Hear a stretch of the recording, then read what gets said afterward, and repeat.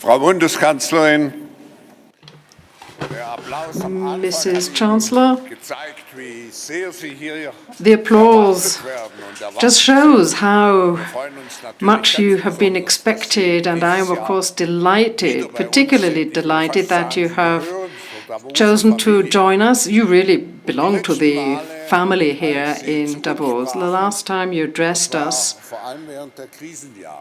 was mainly during the years of the crisis, and as many have said to me, your presence helped to calm things very much, because you were able to show us clearly that Europe is not completely without any leadership.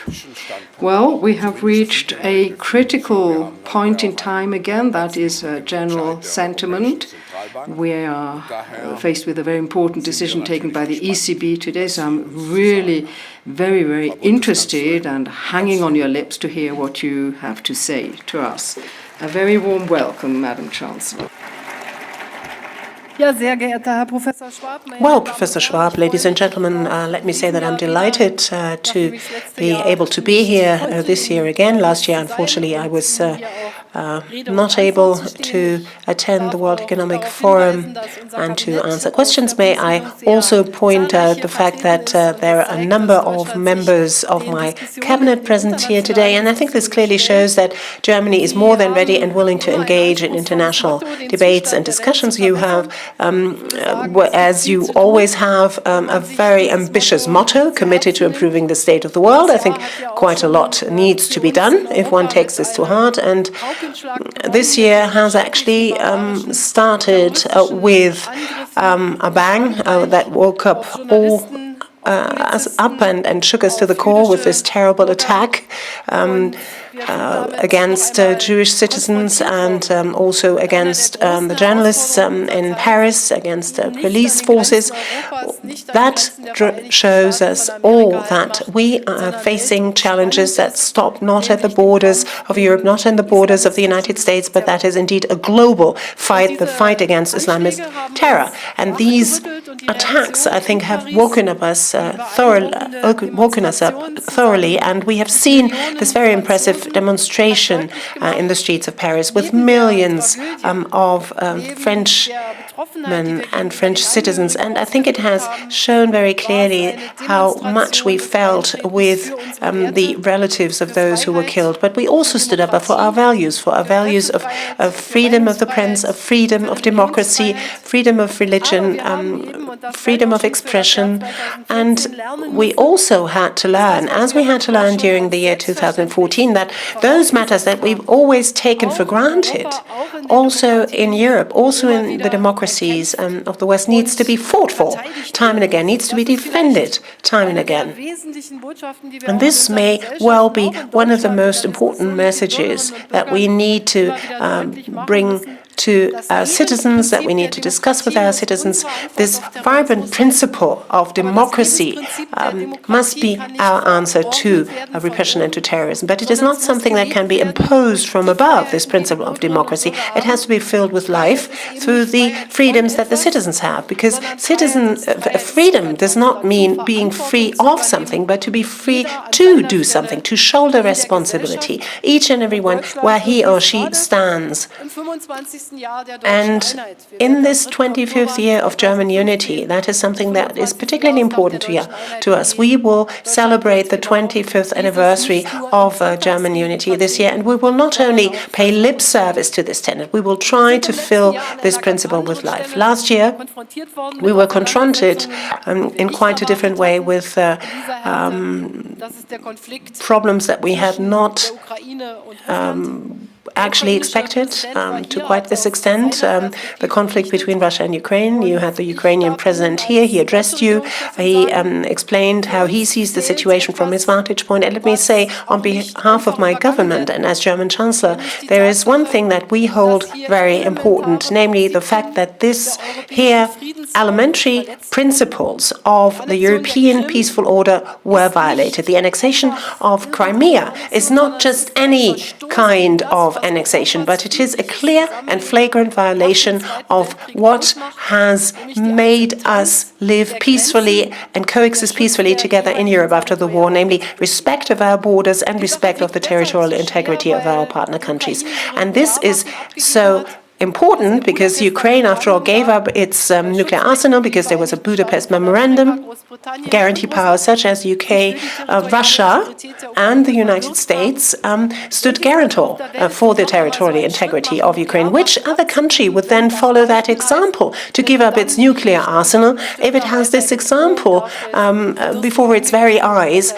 If you give that up, then you are making yourself weaker and more vulnerable to this kind of attack. But we've also learned from the world wars here in Europe that a military response to such a challenge cannot be successful. There is no military solution to this, and this is why sanctions were unavoidable. They are not an end in themselves, and they can also be lifted if the reasons for why they have been imposed in the first place are no longer there, but we're not there yet. I would like to underline here that the whole of Europe, but particularly we in Germany, time and again, together with the French president, try in the so-called Normandy format to bring about a diplomatic solution. The foreign ministers of this Normandy format met yesterday. There are certain small steps towards progress, although there are many setbacks as well. The Minsk agreement, at any rate, is the basis on which these negotiations take place, and we try to find a solution. Ladies and gentlemen, apart from these global challenges, there are also challenges of an economic nature and challenges to our societies as a whole. This year, Germany is in the chair of the G7, and those issues that we consider to be of prime importance for the long-term and sustainable development of our world is something that we wish to work on: protection of the climate, reduction of poverty, fight against antimicrobial resistance, and also I take this issue particularly to heart: empowerment of women to set up their own businesses. What is also important is to make them more stronger, economically speaking. Europe continues to be confronted by great challenges. We quite often talked about the sovereign debt crisis, about the crisis in the euro area. We have this somewhat under control now, but we are not out of the woods yet. We have not overcome it, and Europe, more essentially, hasn't really regained sufficient trust, hasn't regained sufficient competitiveness. I am always for not painting matters in black and white. Quite often, so-called austerity is pitted against the so-called growth model. I think that this is totally wrong. We need a growth-oriented, sound fiscal policy. We need investments. We need investments by the state, but we first and foremost need an environment which encourages private investors to take out investments. And if today, in these very minutes, we expect a decision by the European Central Bank, then this will be a decision that will be taken totally independent. Let me state this very clearly. We in Germany, as you know, have this long tradition of time and again stressing that the ECB is independent and should be independent, but as a politician, no matter what, I would say, no matter what sort of decision the ECB will take, we should not become diverted from the fact that we need to put, as politicians, the necessary framework conditions in place for recovery. And we have progress in quite a number of countries, particularly the so-called program countries. We have very clear reform efforts. For example, also in Italy, I say finally, you've had the Italian Prime Minister here addressing you. These are very important signs. In France, there is a new course that is clearly growth-oriented, which is a very good message and very good news. But time is of the essence, because every day these adjustment mechanisms are not done, and that we sort of wait until we improve our competitiveness is a lost day. We need jobs, and these jobs have to be created in those areas which promise long-term, highly qualified employment. So digitization and how we react in Europe to digitization and this phenomenon will be essential. Germany is very pleased that it is our commissioner, the German commissioner, who's responsible for this particular industry. And it is, I think, a very good sign that the European Commission has not only launched an investment program, but is also looking at the political framework conditions. But a sober look at the digital agenda of Europe and the role of the United States and also of a number of Asian countries very clearly shows that we lag behind. We have to try to close that gap. We're not leading the development here. So we need to put the political framework condition in place. As I said, we need to find the right mix, the right balance of protection of the data of the individual, but also freedom to use those data to develop new products. And as German Federal Chancellor, I want our strong German economy to be able to actually cope with this merger of the so-called real economy and the digital economy to what is commonly called Industry 4.0, and because otherwise we will lose out in the competition. And we, I think, enter into this competition with self-confidence, but we haven't yet won that. I think we have in Europe, with this huge single market that we have, very good opportunities, but Europe must become more rapid, must become faster, must become more competitive and less regulated. I am very pleased that this Commission has set itself the goal to do that. For the first time, we have this trilogue between the European Commission, the European Parliament, and the European Council. And I think if we work on this basis of this new agenda that we have given ourselves, we have a very good opportunity, a very good chance of getting stronger out of this crisis, out of this European crisis than we went in. And the examples of Spain, of Portugal, of Ireland, and also in parts of Greece show that actually reforms are well worth your while. They are efficient and growth can return. What does Germany do? In this competition,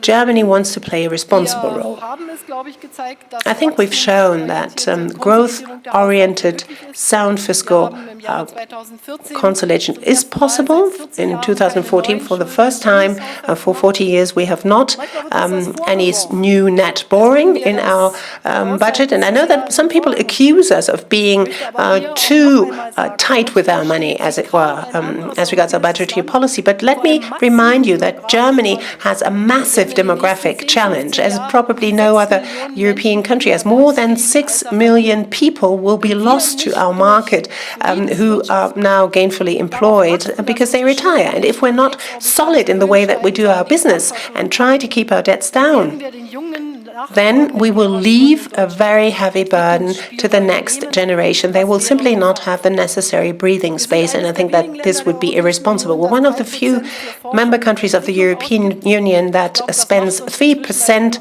of its GDP on research and development. I think we're attractive to others because of that for research and development. Private consumption has increased. It is actually carrying and boosting economic growth. The growth has been 1.5%, which maybe compared to the US is somewhat modest, but for us it is quite respectable. We want to continue this course. We also want to continue this course of increasing employment. We have as many people in jobs, gainful employment, as we've ever had during our history. Those are very, very good figures that we have in this area, particularly 43 million people in gainful employment of 80 million inhabitants, and we want to remain a stable anchor in Europe. Ladies and gentlemen, we all know we cannot shut ourselves off against the rest of the world, and we shouldn't do this. So let me plead for the European Union being an open-minded place for agreeing on free trade investments. The CETA, for example, the free trade agreement with Canada, is almost there. It needs to be finalized. TTIP is currently under negotiation. The American president has committed himself to these negotiations, and I think that is a unique chance for Europe that it should seize. Opportunities for growth can in this way be speeded up through less obstacles in transatlantic trade. But what's also important is we have very high standards in consumer protection and generally around in industrial production as well. So we could do something in order to be standard setters globally, and we can only do that if we do that together with the United States, and which this is why I will come out very strongly in favor of this. And we'll work for it tirelessly. Ladies and gentlemen, we're challenged, not only economically speaking, but also as regards standing up for our values. The digital world creates a situation where there are no secrets anymore, no uncharted waters, as it were. The civil societies want to know what's happening. They want to know how the world is governed. They want transparency, and we are looking forward to this kind of challenge. We don't want to always talk about the risks, as so many people do. We want to see the opportunities. We want to be a good partner in Europe and in the world. Thank you very much.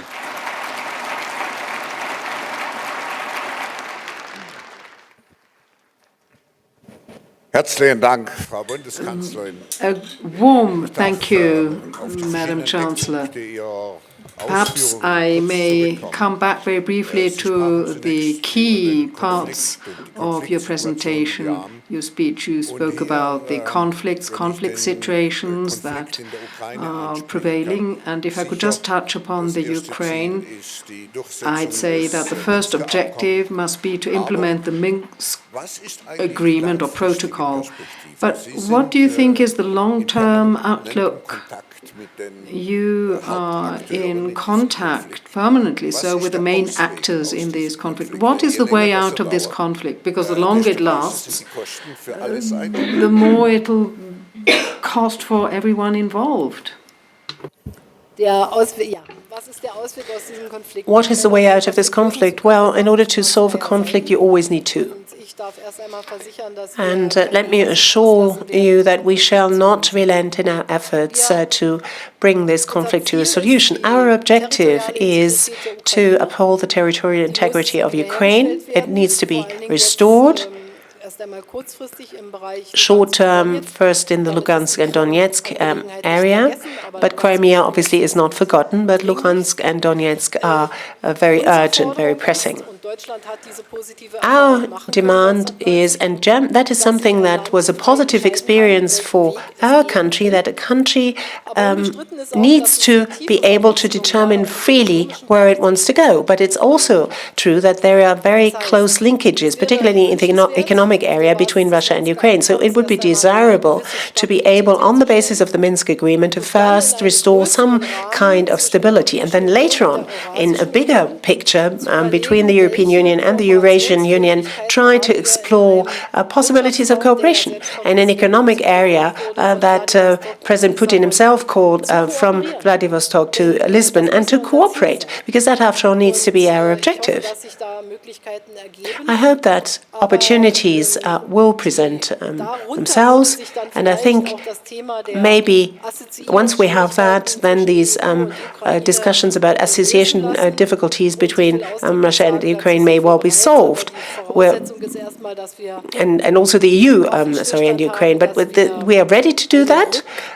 But we have to have a ceasefire. We have to have a regaining of control of Ukraine along the border with Russia. And this process has to be initiated. There are too many lives that have been lost in. May I then just follow up here? When the wall came down, a lot was said about this common European house. Is this principle still valid? Oh, of course it is still valid. You see, we have actually created quite a lot of avenues for cooperation. There is this NATO-Russia Founding Act. There are economic ties between the European Union and Russia. Russia, through this Eurasian Union, wants those to be lifted and extended to EU, Eurasian Union. We, as Germany, have a strategic partnership with Russia, and part and parcel of that, a very important part of that, was diversification of the economy there, help them. So I think there were efforts, very good efforts. And I also, in the first Grand Coalition we had, worked together with our German Foreign Minister as probably the only voice in Europe that we don't want to have a too hasty rapprochement of Ukraine and Georgia to NATO, because we know about the sensitivity of Russia, and we know that this may be difficult for them. I now am in a way being accused of that, and said people tell to me, but what has that brought? And now I'm again saying, don't cut off the bridges that we built. We have goodwill, but you will understand a continent that has known in its history so many shifting of borders and has such a painful memory of that simply cannot simply gloss over violation of the principle of territorial integrity. I think there's a general understanding for that. Yes, but the question is sometimes, what are we ready to actually do, to put on the table? Because when people are talking about imposing of sanctions or even making them stronger, then people say, but we have disadvantages. And I say, yes, but disadvantages are even greater when the legal certainty is no longer there. One has to defend one's convictions and stand by them. This brings me to the second key point of your speech, and that is European stability. We had the feeling in the last few months that there were like two different schools of thought or two religions. And you touched upon this. The ECB is going to take a decision today, but we don't know what this decision is going to be. But we feel that maybe one stream of thought or school will have won. But you were indicating that both could be combined. But now the doors seem to be wide open. I think our life experience tells us that there's very rarely a black and white solution. And I always say to my people that a process, and the euro crisis is an ongoing process, has been going on for quite some time, never to look at such a crisis only in small slices.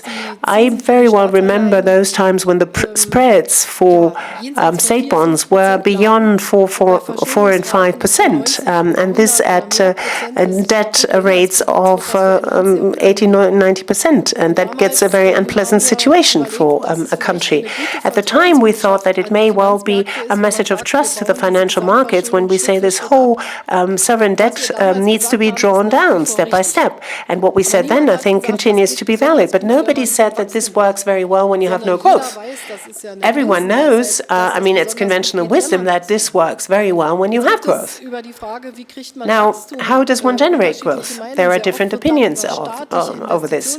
Quite often people talk about the state needing to do more, needing to invest more. That plays an important role, but it's not the most crucial role when you don't have at the same time matching private investments. Now we have a situation where there's so much liquidity in the markets that I am very certain that the spreads for state bonds cannot be dramatically cheaper. So if you are not able to remain within the bounds of your budget now and have 3-4% deficit per year, I don't know what's going to happen to you once the interest rates and the spreads are going up again. So now is the time to do your homework as regards your fiscal consolidation through in these times of very low interest rates. The ECB, let me underline this yet again very clearly, is an independent organization, but as a politician, because so many people seem to mix so many things, I think it is most important that we are even more stringent in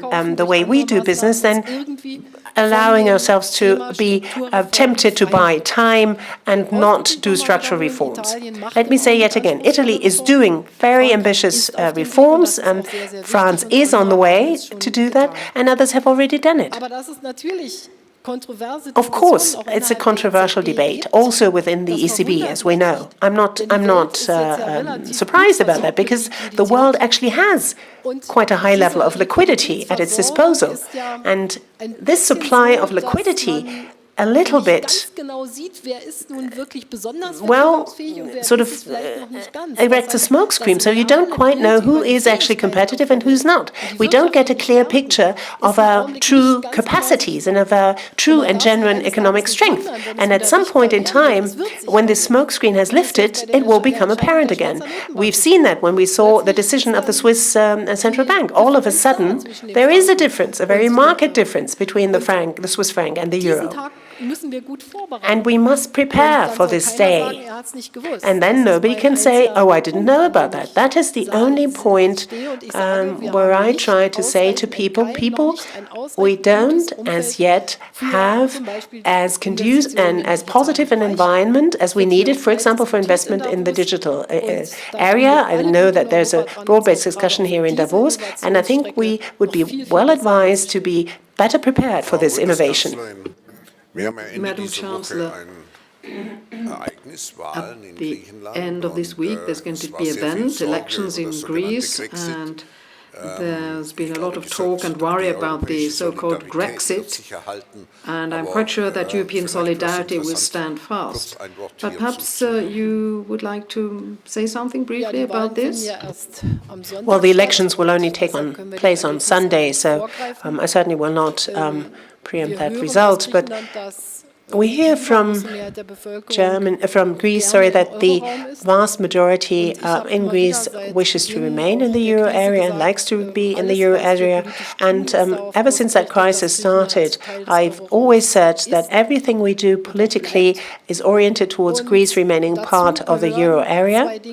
And there are two things that need to be in place. We need to show solidarity, and we will continue to show solidarity, coupled with the readiness to shoulder one's own responsibility. I'm convinced that Greece will continue to show that sense of responsibility too. And what then happens after the elections is something that we will discuss then. And that is, after all, the experience of the European policy and European route through that euro crisis. We've always found a European solution, but always based on these two matching sides of the coin, solidarity and own responsibility. Madam Chancellor, if I may put a more personal question. We've spoken a lot here about the lack of confidence, which is linked to the fact that there may not be much leadership. Where leadership weakness? In the world of politics in general.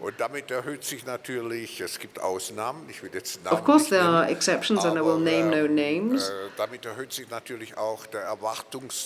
But this means that's a greater pressure on you, more expectations, weigh on you and on Germany. How do you see that? I think if you look at the European Union as a whole, there are 28 member states, 19 of them now members of the Eurozone, and at the level of heads of state and government, we can only ever take unanimous decisions.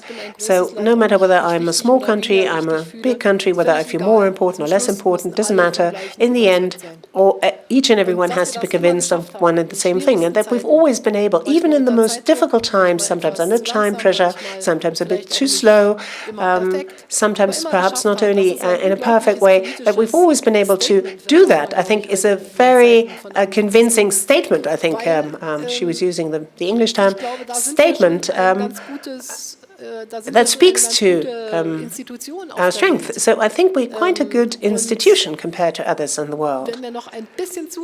Let's say if we were able to do a bit more, to be a bit more curious towards what happens in other parts of the world, engage in a little less navel-gazing, a little less parochial policies, I think we can be even better. And I must say I'm very pleased and a little bit proud to be part of the European Union. I too. But, Madam Chancellor, for strong leadership, you also need coordination, vision, and within this meaning, I would like to congratulate you for this vision of a digital Europe